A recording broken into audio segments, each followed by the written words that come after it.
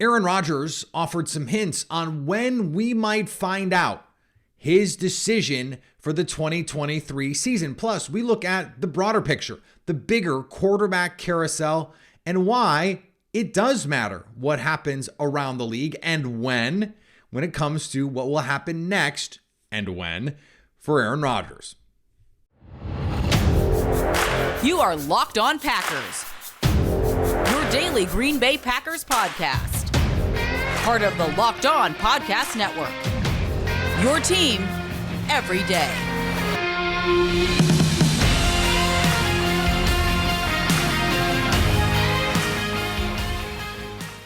You are Locked On Packers, part of the Locked On Podcast Network, your team every day. I'm Peter Bukowski, and I cover the Packers for The Leap, a newsletter I would love for you to subscribe to. Follow me on Twitter, Peter_Bukowski. Follow the podcast on Twitter at Locked On Packers. Like us on Facebook. Subscribe to the podcast, iTunes, Spotify, Google Podcasts. Wherever you find podcasts, you will find Locked On Packers, the #1 Packers podcast on the internet, and the show for fans who know what happened. They want to know why and how. Today's episode brought to you by our friends at Ultimate Football GM. Get 100% free boost for your franchise when you use the promo code Locked On. Go to ultimate-gm.com or search Ultimate Football GM in the App Store to get started. We heard from Aaron Rodgers on Tuesday. It was an Aaron Rodgers Tuesday on the Pat McAfee show. He said, he's gotten away from it all and that he doesn't expect to make a decision until after the Super Bowl. Interesting timeline. We're going to talk about that in a second. He also mentioned this idea that there were apparently conversations being had about him without him. And that caused, the internet to do what the internet does and get in a tizzy about these things. I think there's two important points that we need to take away from all this. If we assume he was talking about the reports of trade packages that the Jets would give up 2 first-round picks, or that the Packers understand the situation, or that the Packers would only trade him to the AFC, or that the Packers plan or would prefer to move on from Aaron Rodgers. By the way, none of those are reports on discussion, so not sure where that's coming from, but it is interesting that all of those reports in particular, the both sides understand a trade is possible report, the Packers prefer to send him to the AFC report, and that the Packers would prefer to move on report, all come from the same person. And they all come from the person who broke the story of Aaron Rodgers' unhappiness last year. And I got some flack in the comments about the validity of the original reporting. Yes, Aaron Rodgers did actually solidify essentially everything that was originally reported, that he was very unhappy. Now, the degree to which, it was true that he was never going to play for the team again. By the way, multiple other people reported that, including Jay Glazer, including Rob Domofsky, people that are very connected with what's going on. And so I just think it's interesting that this is being set up this way. To me, this is narrative building. And this is just a continuation of the narrative that has been attempted over the last couple of weeks, that this is the Packers pushing Aaron Rodgers out. And Rodgers gets to go, hey, I didn't have anything to do with this. They came to me and we were going to have some more conversations. And by the time I made a decision, they're deciding to move on. Don't blame this on me. I'm just here in New York now hanging out with my new friends. The Packers wanted me gone. You serious? Are we that stupid? Do you really have to insult our intelligence to that level? It is patently absurd that the Packers would be shopping Aaron Rodgers without his knowledge or consent when they don't even know if he wants to play football in 2023, with the understanding that the only leverage Aaron Rodgers has is that he can retire rather than go play for whatever team the Packers were to trade him to, were they to trade him.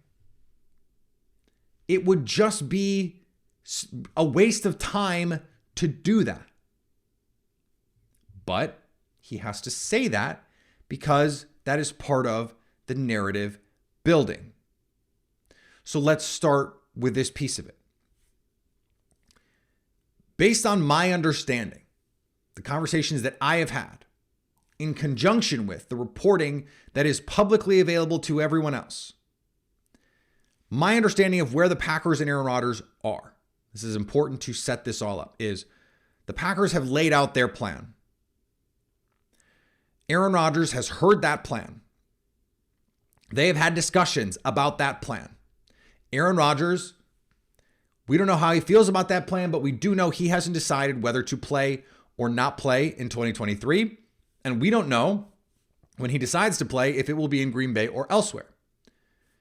But here is my further belief about where they stand, and I'll phrase it that way.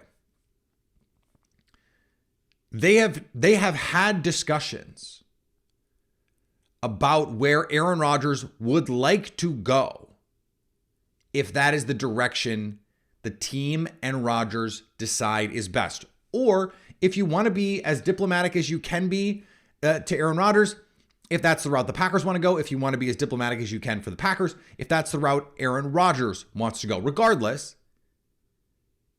I believe they have had those discussions based on the conversations that I've had and based on the publicly available reporting. So the Packers are not engaged, or likely not engaged, in conversations with teams without Aaron Rodgers understanding, because they've had these conversations. This is like part of the deal. You walk through all the scenarios. And my understanding is they've done that. Hey, so if it's not going to work out, if you decide you don't want to come back but you want to keep playing, where do you want to go? Okay, XYZ. And that has been articulated. My understanding is that has been articulated, which is to say the Packers know where Aaron Rodgers wants to go if the decision he makes is, I got to go. And I think that from that we can extrapolate that they will respect that decision, not hold him hostage, not pay that big bonus, and try and force him to play on it. That if Aaron Rodgers wants out, that's what they'll do. Whether or not we have to even believe the report that the Packers want out or Aaron Rodgers, it doesn't matter if the ultimate decision that is made is that Aaron Rodgers is traded. I believe the conversations have already been had internally, at least on a very just hypothetical level. Doesn't mean anything, doesn't mean that he's leaning one way or another. I just believe those conversations have taken place. Which means the Packers, whether it's direct or indirect, if you tell me, okay, I don't know if I'm coming back or not, but if I want to come back and it's not in Green Bay, I'd like to go to XYZ team. Then if I talk to XYZ team, I'm doing it really with tacit consent at the very least. And certainly with whether it's direct knowledge, with the understanding that this is a place you want to go. So let's just say, hypothetically, that Aaron Rodgers says, there's two places I'd like to go. Las Vegas or the Jets. I'm just pulling names out of a hat, hypothetically. If the Packers talk to the Jets or the Raiders, and Aaron Rodgers is not a part of that decision because by his own admission, he's not thought about this, he's not engaged in this, he's not talking to this, he's insulated against it. That was his own phrasing. Then no, he's not a part of those conversations. But they're not conversations that are going on in a vacuum, and they're not conversations that are going on without Rodgers understanding that those conversations could be taking place at some point. So I don't think we should take this as Rodgers is pissed about this thing, although certainly I think it would be to his advantage for us to frame it that way. because I think what he wants is for the narrative to be that the Packers are driving, that he wants out. Whether that means he comes back or goes somewhere else, I think ultimately what he wants in the PR battle is, and these battles are always being waged, is that he wants the team to be seen as pushing him out. Here's the other part of this before we move on, and there's the timing piece of this is important in the grand scheme of things around the NFL. If the Packers aren't having conversations with other teams about what they could get for Aaron Rodgers, they're not doing their jobs. Because even if they hadn't had a discussion with Aaron Rodgers about where he might want to go, they understand there is a possibility, a certainly non-zero possibility, that Aaron Rodgers, if he wants to come back and play football, may not want to do it in Green Bay. And so it would be a necessity. It would behoove the team to explore what he is worth on the open market. What are the Jets willing to give them? What are the Raiders willing to give them? Because it may be the case that impacts Green Bay's decision. Aaron Rodgers comes to them and says, I want to come back. And the Packers say, well, guess what? Here's the deal. The Jets are willing to give us 2 first-round picks, Corey Davis and Quinnen Williams. They're not going to do that. But you never know. You never know unless you call. And it would be a dereliction of front office duty to not at least call. So, maybe Aaron Rodgers is miffed. I don't think he's actually miffed. But maybe he is. And maybe it is the case that they never had these conversations. I don't think it is. But maybe it is. I don't think it is. It would still be the responsibility of the team to be going out and doing this due diligence. So all of this is to say, it's fine. It's fine. This is progressing as it should. And I do think it's important to lay out because, this has not been laid out in this kind of way. I believe these conversations have happened. I believe the Packers know that if Rodgers is traded, that he has some teams that he's presented to them. And I believe that the Packers have presented Rodgers a path to coming back. I just don't know that those paths are congruent. And that has been where I have been from basically the start on where this was going. All right, I want to talk about all of this in the realm of the league circles. And Rodgers mentioned timing, the timing of this decision. Why? It's actually important. Before we get there, today's episode brought to you by the Ultimate Football GM. You've heard me talk about this mobile game app, and it is really, really fun. We did a competition with all the Locked On NFL hosts. Chris Carter from Locked On Steelers was our Locked On NFL champion. I did not place. But I will say, I probably did not spend as much time on it as Chris did. That is just life with a toddler. I don't have as much time as I would like to do some of these games because when I did play it, it was really fun. It was really, really fun because it is all the things about being a GM that you think about: hiring the coaches, trading players, negotiating contracts. But it's more than that. It's building a staff. It's developing players. It's picking the right players based on traits. It's about getting the right scouting staff. It's about having the right resources and creating enough revenue to have the right resources at your disposal. And you can play it for years and years and years and years in the game. You don't have to actually play it for years and years and years. In real life, that's the beauty of it. You play 20 seasons if you want. It's that all-encompassing. And Locked On Packers listeners can get a 100% free boost to their franchise when they use the promo code Locked On in the game store. That's Locked On. So make sure to check it out today. To download the game, just visit ultimate-gm.com or look it up in the App Store. That's ultimate-gm.com. Ultimate Football GM. Start your dynasty today. And Locked On is heading to the Senior Bowl. In fact, they're there right now. Get inside analysis from the hosts that covered the NFL's next generation in college and find out which NFL draft board these players will be climbing all in one location. The Packers, 2 Packers coaches there right now, 2 of the offensive line coaches, Ryan McAfee and one of the, it's a special assistant coach that the Packers sent down to Mobile. Subscribe on Locked On NFL Drafts for nightly live shows from the Senior Bowl Tuesday, Wednesday, and Thursday at 9 p.m. Eastern Time. It is a fun time. I would love to be in Mobile right now. Unfortunately, I am not. So Aaron Rodgers mentioned that he's not going to have a decision until after the Super Bowl. Why is this important?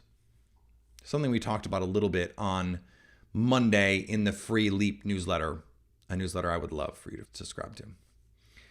And the reason the Super Bowl is an interesting cutoff date and a relevant cutoff date is because Derek Carr's contract for the next 2 seasons, I believe, is guaranteed 2 days after the Super Bowl, which means the Raiders intend to trade him or cut him before that because they don't want to bring on that guaranteed salary.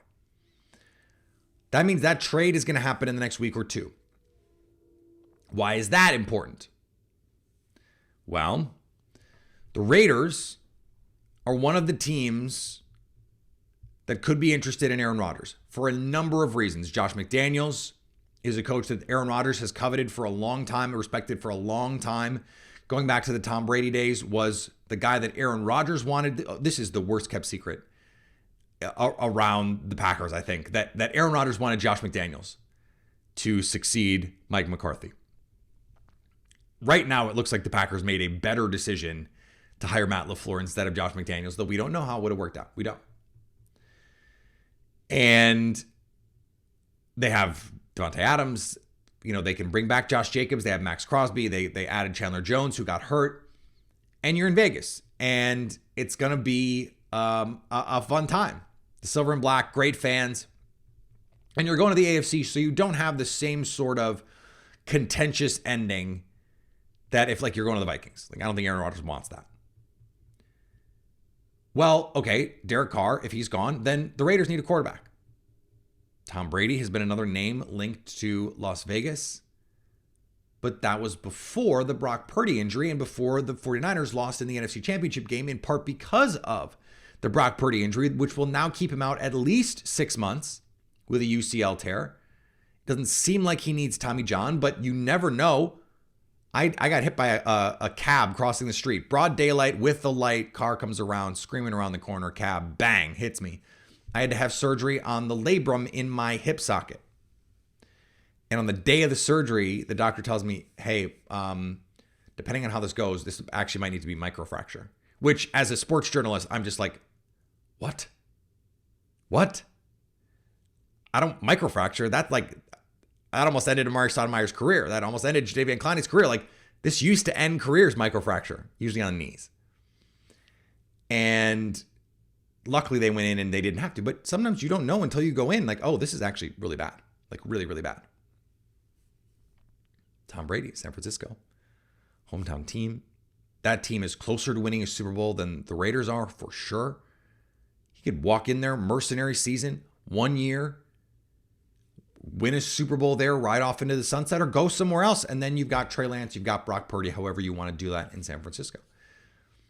So the Raiders make this decision to move on with Derek Carr. That's going to happen. He's not going to be on the roster probably come Super Bowl Sunday, but certainly by the Wednesday after Super Bowl week, Derek Carr is not going to be a Las Vegas Raider.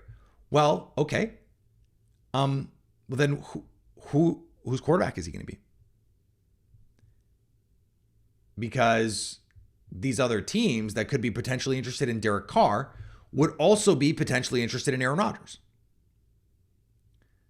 Now, to varying degrees, if you don't have to trade for him, and you're not going to have to give up what a team getting Aaron Rodgers will have to give up to get Derek Carr, which is relevant because let's say the Jets trade for Derek Carr and Tom Brady wants to go to San Francisco. That leaves the Raiders. Now, that could leave the Raiders in great position, in a leveraged position to say, okay, Packers, we're not going to just give you the moon here because we're the only team really in a position to give you high value assets for these guys. The Colts, I mean, that's probably not a situation he wants to be in. The Commanders, do you really want to go to Washington? I mean, do you? Carolina, maybe with Frank Reich, that's appealing. But that's a whole new situation. Are you gonna win there? There could be a situation where the Raiders give Derek Carr to the Jets in a sweetheart deal just to eliminate the Jets. Now, there has been reporting that the Jets are not, Albert Breer reported, the Jets are not shying away from this idea of Aaron Rodgers. That they have said, we didn't hire Nathaniel Hackett to get Aaron Rodgers, but that doesn't mean we don't want Aaron Rodgers. Your mileage is going to vary on whether or not you believe the first part. I don't. I think they hired Nathaniel Hackett as a sweetener to get Aaron Rodgers. And they feel like, okay, if you get Derek Carr instead or Jimmy G instead, you can make it work. Let's say the Colts trade for Derek Carr. Now you got two teams who could be potentially interested, and two teams, I believe, are appealing to Aaron Rodgers. The Raiders and the Jets. I think those are the teams we're looking at. I don't think he's going to San Francisco. I don't think he wants to go to San Francisco. Maybe he does. I don't think the Packers would want to trade him to San Francisco. And so, and who knows, maybe that doesn't matter. But I think Tom Brady being able to just sign for free, you don't have to give up picks. The 49ers don't have a first round pick to give up. Whereas a team like the Jets, a team like the Raiders, there just aren't enough quarterbacks for all the teams that need one. Jimmy G is probably going to go to one of these teams. And then you've run out of guys. There's 4 quarterbacks. Tom Brady and Aaron Rodgers are at the top of that list. Derek Carr and Jimmy G are clearly at least a tier, if not 2 tiers below those guys, even at advanced ages, even understanding that they were not, superstar players this past season. All these dominoes connect. I think ultimately what you'll see happen is Derek Carr is not going back to Vegas. Jimmy G might. They have some options there. The Raiders, I think, have the most good options because Jimmy G, familiarity with Josh McDaniels. Tom Brady, familiarity with Josh McDaniels. Aaron Rodgers, familiarity with Devontae Adams and wanted Josh McDaniels. Now Derek Carr can't go there because he's there. Derek Carr with the Colts. I think the Colts is the one that makes the most sense for me because I think that both the Raiders and the Jets want to take big swings. Now, the Jets may not want to ante up. They may not want to pay for all of that it's going to take for Aaron Rodgers. They may see that the marginal difference between Derek Carr and Aaron Rodgers. But that still leaves other teams willing and able to pay the premium for Aaron Rodgers. If the Packers want to trade Aaron Rodgers and Aaron Rodgers wants to be traded, there are going to be teams out there. But the Brock Purdy injury makes this a little more convoluted and in a way actually opens up the opportunities. It seemed, I think, a week ago, I was saying on this show, the Jets.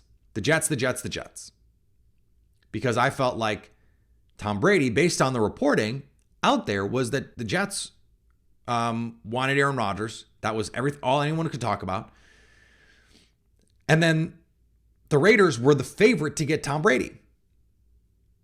Okay, well, that makes the Jets the team for the Packers and Aaron Rodgers because none of the other situations are that appealing. And the 49ers have Brock Purdy and Trey Lance. Well, Brock Purdy's hurt. Trey Lance is a question mark. Mike Sando had an NFL executive suggest to him trade Trey Lance to Tennessee, which I love, by the way. Love that. Bring in Tom Brady. Let him try to win a Super Bowl. Have a 1-year deal with voids or a 2-year deal, whatever. And then let Brock Purdy do the thing after. Sounds great. Aaron Rodgers to Jets, whatever it is. It opens up the opportunities for the Packers should they want to go that way. Again, this is all at the caveat that we don't know what's going to happen. We don't know what Aaron Rodgers wants to do yet. I have a feeling about how this is all going to go. And this Brock Purdy injury has really cleared the decks in a lot of ways to make the next couple weeks really wild. Now, we're not going to know anything in the next week to 10 days unless the Jets trade for Derek Carr. If the Jets trade for Derek Carr, that's one less team that Aaron Rodgers can go to, and then it becomes, okay, how much does he want to go to Vegas. And then it's, okay, between Tom Brady and Aaron Rodgers, who wants to go where more? And I think we will land on Tom Brady in San Francisco and Aaron Rodgers in Las Vegas if that is indeed how it plays out, if Derek Carr goes to the Jets. If Derek Carr goes to the Commanders or the Colts or the Panthers, then it's chaos. And I have to be honest, I'm cheering for chaos. We're going to finish up here, but today's episode is brought to you by FanDuel. The only app you need on Super Bowl Sunday is FanDuel, America's #1 sportsbook. We're really excited about our new sports betting partner for Locked On because they're the #1 sportsbook in America, FanDuel. And if you're new to FanDuel, that's even better. They've got so many great features that make betting on sports fun and easy. What's really fun about FanDuel is they have made every game like Super Bowl Sunday with the props, like anytime touchdown scores. That used to be a Super Bowl thing. Or first touchdown score. That used to be a Super Bowl thing. It only used to be the Super Bowl that you had these kinds of props for. Now it's every game. And guess what? If you're used to doing it, that should make the Super Bowl even easier. Like I've been doing same game parlays now for a year or more. And so I have a feel for how these things work, how the, FanDuel line setters like to set these things. So I feel like I have a better feel for this coming up on Super Bowl Sunday for Super Bowl 57. And you can get a no sweat first bet if you're new to FanDuel to get up to $3,000 back in bonus bets if your first bet doesn't win. You get paid. FanDuel Sportsbook is safe, secure, and super easy to use.